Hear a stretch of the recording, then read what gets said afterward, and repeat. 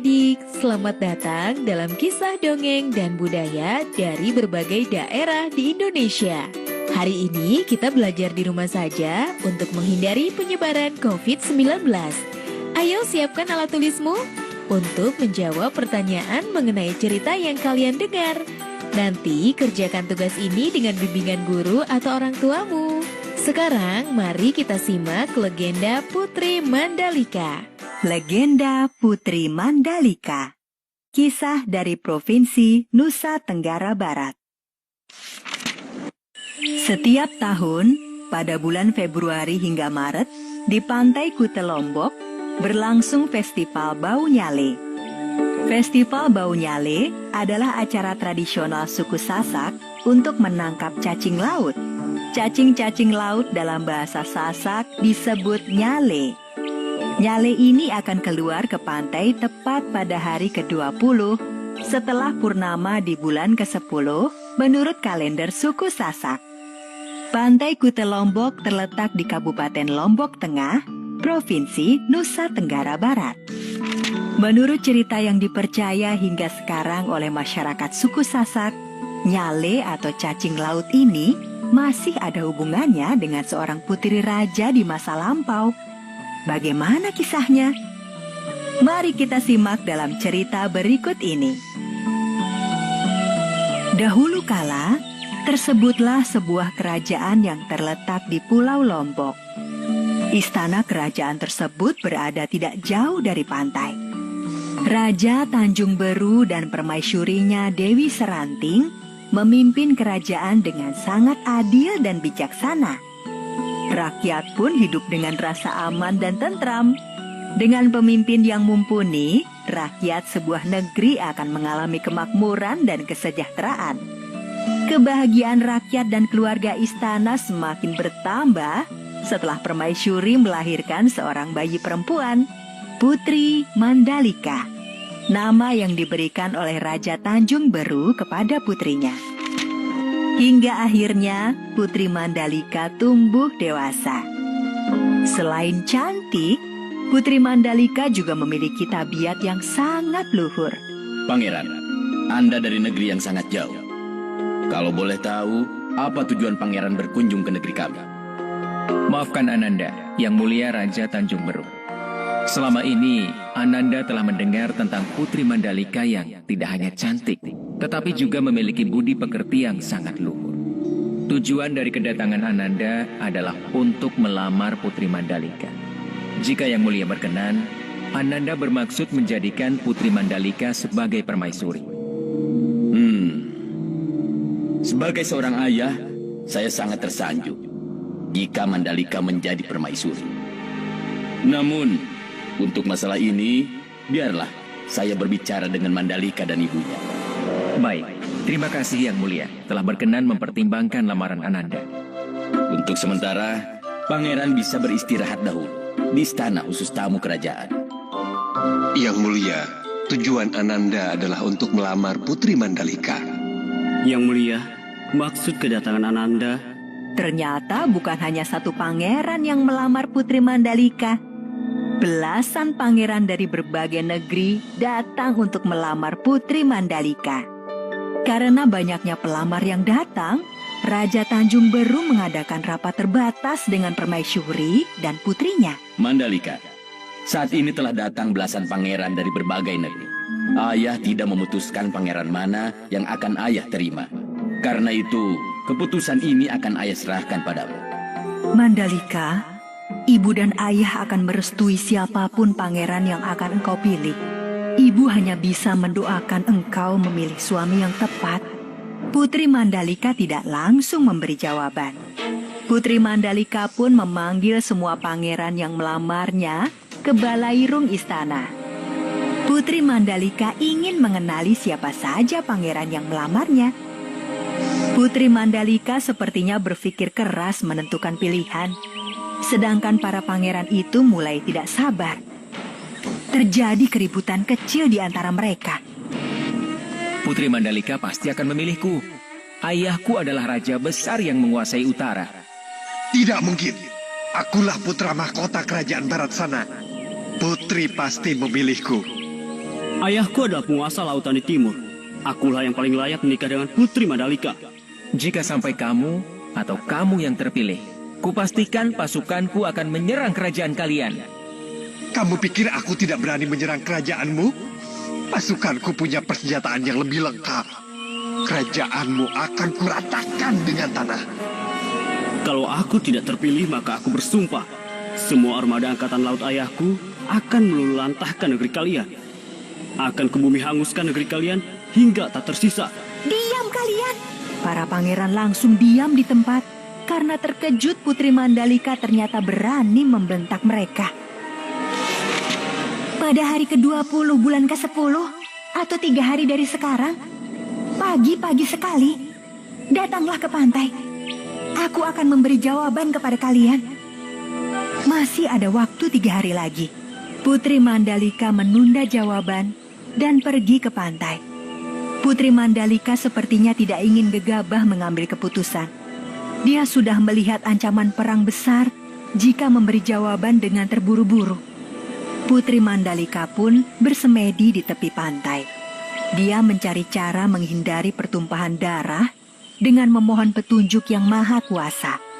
Pada malam sebelum hari ke-20, Putri Mandalika selesai bersemedi dan menemui kedua orang tuanya. Ibu, Ayah, besok pagi-pagi, marilah kita datang ke pantai.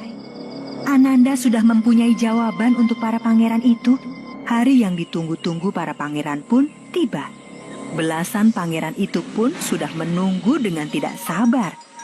Bukan hanya para pangeran, tetapi rakyat juga berduyun-duyun datang ke pantai. Mereka ingin mengetahui siapa yang akan menjadi suami Putri Mandalika. Putri Mandalika ditemani ayah dan ibunya datang dengan berjalan kaki dari istana. Setelah melihat para pangeran itu sebentar, Putri Mandalika berjalan menuju karang tempatnya bersemedi. Para pangeran, dengar baik-baik apa yang akan aku katakan, karena aku tidak akan mengulanginya. Jika aku menerima salah satu dari kalian, maka akan ada pertumpahan darah dan negeri-negeri di Lombok akan saling berperang. Aku hanya menginginkan rakyat negeri kita ini hidup makmur, aman dan tentram. Sungguh aku tidak akan sanggup melihat peperangan dan negeri-negeri saling bermusuhan. Kalian para pangeran akan tetap bisa hidup enak. Tetapi ingatlah nasib rakyat kalian. Rakyatlah yang selalu menjadi korban dan menderita akibat perang. Karena itulah, maka aku memutuskan menerima lamaran kalian semua. Itulah keputusanku. Dan keputusanku ini akan menghindarkan rakyat tidak berdosa dari kejamnya perang. Ibu dan ayah, terima kasih telah membesarkanku dengan kasih sayang. Ananda merasa belum cukup berbakti untuk membalas kebaikan ibu dan ayah. Tetapi takdir sudah menentukan demi kebaikan kita semua. Nanti akan muncul nyale berwarna-warni di pantai ini. Biarkan rakyat mengambilnya. Mereka bisa memasaknya atau menaburkannya ke sawah ladang mereka.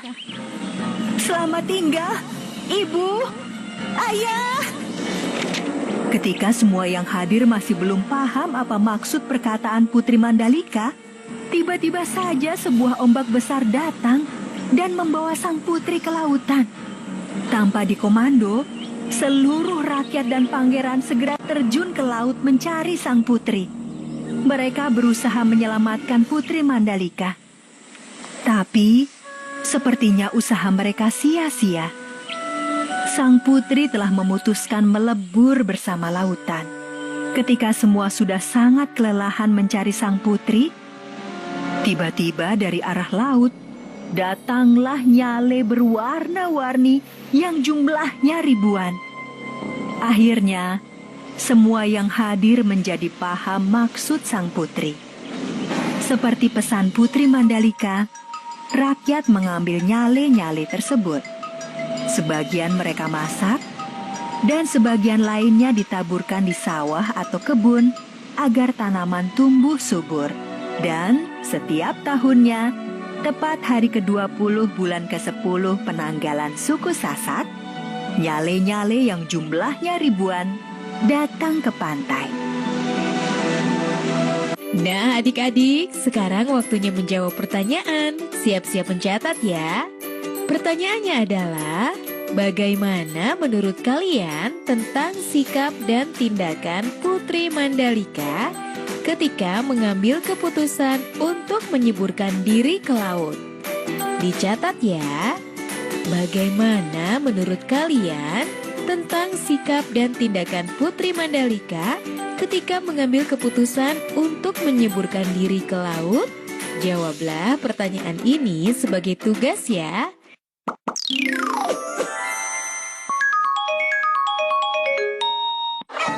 Tak terasa tahun demi tahun telah berlalu. Beban yang berat kini sudah berkurang dan sangat aku syukuri. Bu, Randy besok harus beli buku dan alat tulis yang baru. Iya, tapi sekarang pakai tas yang ini dulu. Bu, sekarang Randy udah bisa beli buku dan tas, Bu. Dengan ini. Tidak ada hal yang paling membanggakan selain melihat anak memiliki semangat tinggi untuk terus bersekolah. Kementerian Pendidikan dan Kebudayaan terus mendukung pembelajaran jarak jauh dan memajukan budaya Indonesia di masa pandemi Corona. Saksikan program Belajar dari Rumah setiap Senin sampai Minggu untuk semua jenjang pendidikan, guru, dan orang tua hanya di TVRI. Marilah kita bersama-sama belajar dari rumah.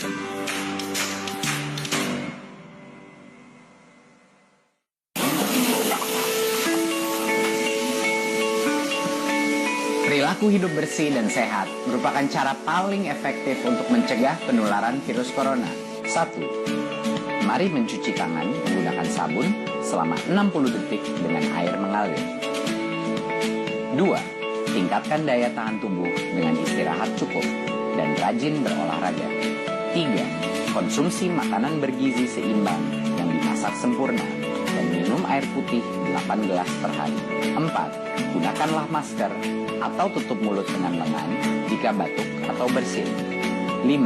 Jika ada gejala seperti demam dan sesak napas, segera kunjungi pelayanan kesehatan terdekat. Jadi, tetap tenang dan selalu waspada. Mari kita maksimalkan upaya pencegahan virus corona dengan menerapkan perilaku hidup bersih dan sehat.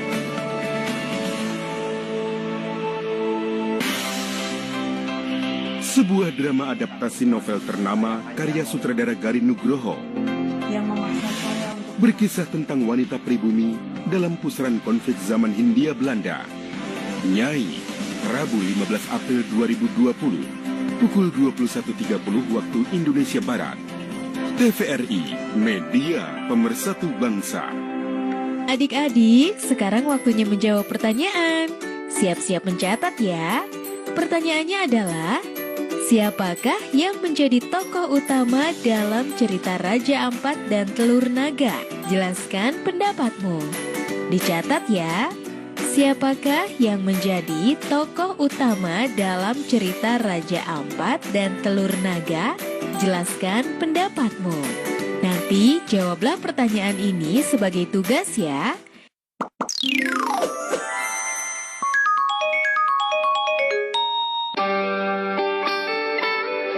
Buku adalah sumber pengetahuan.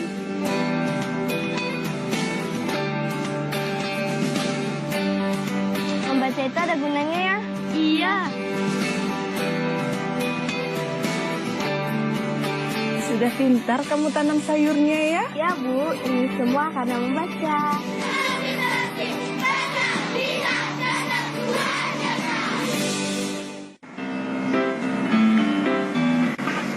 Rumah Belajar merupakan aplikasi yang luar biasa di saat pandemi COVID-19 sekarang ini. Pembelajaran online melalui Rumah Belajar bisa menjadi pilihan terbaik bagi anak-anak bangsa. Sahabat edukasi dapat mengunduh aplikasi Rumah Belajar melalui Play Store dan kalian juga bisa berkunjung ke web belajarkemendikbud.go.id. Banyak fitur yang bermanfaat yang bisa menemani sahabat edukasi dimanapun berada untuk belajar dan menggali ilmu pengetahuan. Selamat belajar dan tetap semangat. Rumah Belajar, belajar di mana saja, kapan saja, dan dengan siapa saja.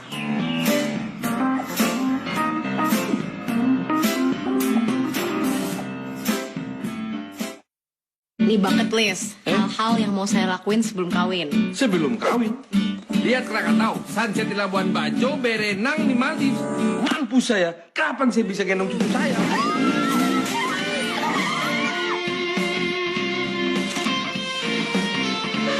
Sebagian dari kalian mungkin nggak tahu, gue travel writer. Gue mau semua orang ngalamin apa yang gue alami. Dan ini cerita gue. TVRI, media pemersatu bangsa.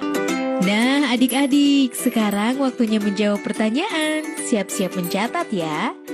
Pertanyaannya adalah, tuliskan apa yang kamu tahu mengenai baju adat dan lagu daerah Kalimantan Barat. Lalu ceritakan kepada keluargamu. Dicatat ya. Tuliskan apa yang kamu tahu mengenai baju adat dan lagu daerah Kalimantan Barat. Lalu ceritakan kepada keluargamu. Baik adik-adik, nanti kerjakan pertanyaan-pertanyaan yang sudah diberikan ini sebagai tugas ya. Jawablah pertanyaan dengan bimbingan guru atau orang tuamu. Sekarang adik-adik belajar di rumah saja sambil menyimak bermacam dongeng dan budaya dari berbagai daerah di Indonesia yang hanya ada di TVRI tentunya. Adik-adik ingat selalu untuk rajin mencuci tangan dan menjaga kesehatan untuk mencegah penyebaran COVID-19. Sampai jumpa lagi.